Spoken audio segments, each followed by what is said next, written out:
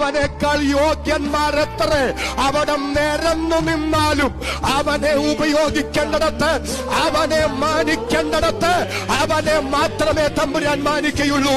ഇന്ന് രാത്രി എഴുതി വെച്ചോ, നിന്റെ വിദ്യാഭ്യാസം ദൈവത്തിന് വിഷയമല്ല, നിന്റെ യോഗ്യത ദൈവത്തിന് വിഷയമല്ല, നിന്റെ സാഹചര്യങ്ങൾ എന്റെ ദൈവത്തിന് വിഷയമല്ല.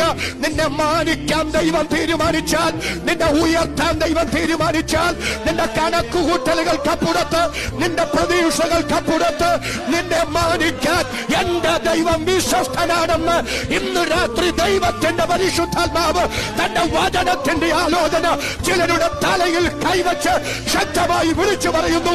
അതരം തുറന്നു സ്തോത്രം പറയാൻ കൃപ ലഭിച്ച ദൈവമക്കൾ ആ കരമടിച്ച് ഒരു മിനിറ്റ് ഇന്ന് രാത്രി സ്തോത്രം ചെയ്യാം. പരിശുദ്ധാത്മാവ് ഇന്ന് രാത്രി ചിലരോട് പറയുന്നു, നീ സങ്കടപ്പെടണ്ട, നീ വ്യാകുലപ്പെടണ്ട, നീ വേദനപ്പെടണ്ട, എനിക്ക് കഴിവില്ല, എനിക്ക് യോഗ്യതയില്ല എന്ന് നീ പദം പറയണ്ട.